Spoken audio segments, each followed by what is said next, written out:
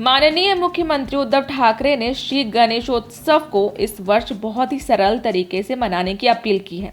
इसी के तहत दही हंडी, जो कि एक और प्रमुख त्योहार महाराष्ट्र में बड़े उत्साह के साथ मनाया जाता है। हालांकि इस साल कोरोना महामारी के चलते ये त्योहार नहीं मनाया जा पाएगा, क्योंकि दही हंडी उत्सव के दर्शकों की संख्या बहुत अधिक होने से इस त्योहार के दिन सोशल डिस्टेंसिंग सहित विभिन्न नियमों का पालन करना लगभग नामुमकिन होगा।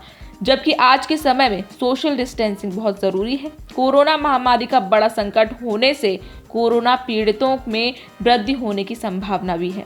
इस बात को ध्यान में रखते हुए थाने के विधायक प्रताप सरनायक और सचिव तथा संयोजक पूर्वेश सरनायक ने इस वर्ष संस्कृति युवा प्रतिष्ठान की प्रसिद्ध दही हंडी रद्द की जा रही है।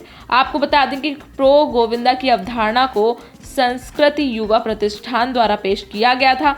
इस प्रतियोगिता के माध्यम से नए युवा आगे आ रहे हैं और दही हंडी में 9 परतों का विश्व रिकॉर्ड बनाया गया है, जिसे गिनीज वर्ल्ड रिकॉर्ड में दर्ज किया गया। यही कारण है कि संस्कृति युवा प्रतिष्ठान की दही हंडी हर साल बड़े जोश और उत्साह के साथ मनाई जाती है। हजारों गोविंदा पथक इस दही हंडी में शामिल होते हैं। प्रताप सरनायक ने खेल के इस आधुनिक रूप में दही हंडी को शामिल किया और दही हंडी को सरकारी मान्यता दी और फिर इस नए स्वरूप में शुरू हुआ प्रो गोविंदा। हर साल दही हंडी त्योहार बड़े उत्साह के साथ मनाया जाता है। हालांकि मौजूदा स्थिति को देखते हुए दही हंडी को रद्द करना हर किसी के स्वास्थ्य और समाज के सर्वोत्तम हित में है। दही हंडी उत्सव के लिए बड़ी राशियों के पुरस्कार दिए जाते हैं, क्योंकि इस त्योहार में बड़ी संख्या में युवा गोविंदा पथक शामिल होते हैं। गोविंदा उत्सव में भीड़ हो जाती है।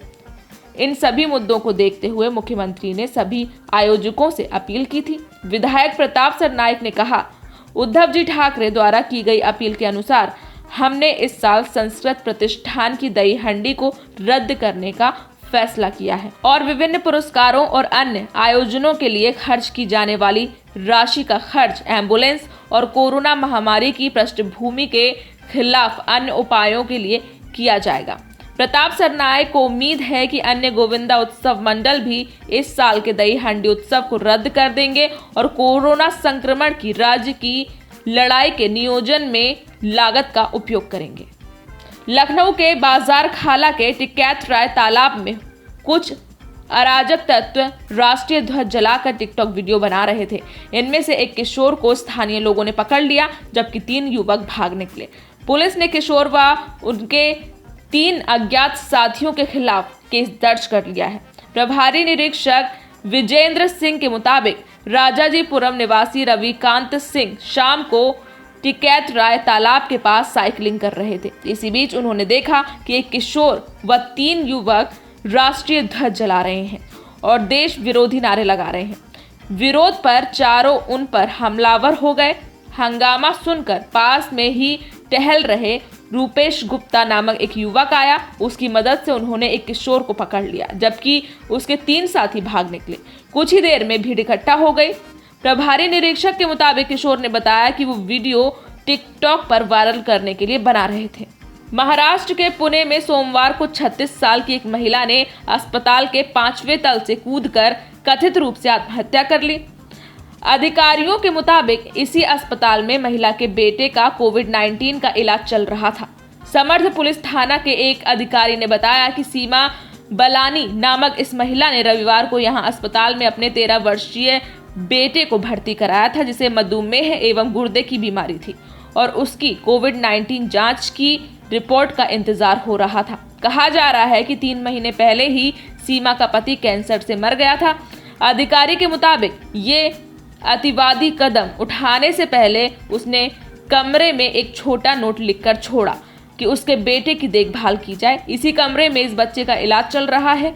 इसके मुताबिक जमैका में रहने वाली महिला अपने पति के कैंसर के इलाज के लिए अपने परिवार के साथ भारत आई थी।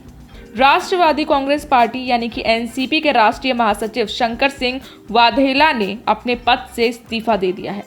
इसके साथ ही उन्होंने पार्टी की सक्रिय सदस्यता भी छोड़ दी है। वाघेला गुजरात में एनसीपी अध्यक्ष के पद पर जयंत पटेल उर्फ बोस्की की नियुक्ति के बाद से ही पार्टी नेतृत्व से नाराज चल रहे थे। माना जा रहा है कि ये इस्तीफा उसी नाराजगी का परिणाम है। उड़ीसा के पुरी में भगवान जगन्नाथ की रथ यात्रा के आयोजन की सैकड़ों साल की परंपरा जारी रहेगी। सुप्रीम कोर्ट ने आज कुछ शर्तों के साथ इसकी अनुमति दे दी है। इसी के साथ कल मंगलवार को रथ यात्रा निकलेगी।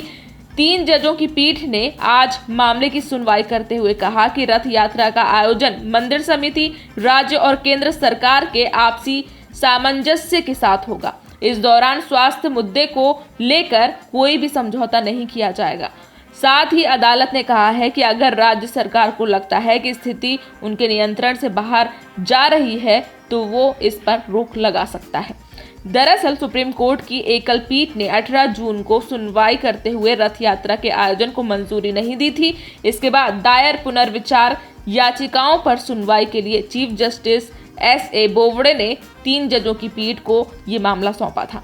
चीफ जस्टिस ने हालांकि स्पष्ट कर दिया था कि सुप्रीम कोर्ट सिर्फ पुरी में रथ यात्रा को लेकर ही सुनवाई करेगा, उड़ीसा में अन्य जगहों की रथ यात्राओं को लेकर नहीं। हमारी न्यूज़ आपको पसंद आई हो तो वीडियो को लाइक करें और हमारे साथ जुड़े रहने के लिए चैनल को सब्सक्राइब कर बेल आइकन को जरूर दबाएं, जिससे हमारी सारी अपडेट्स आपको मिलती रहें।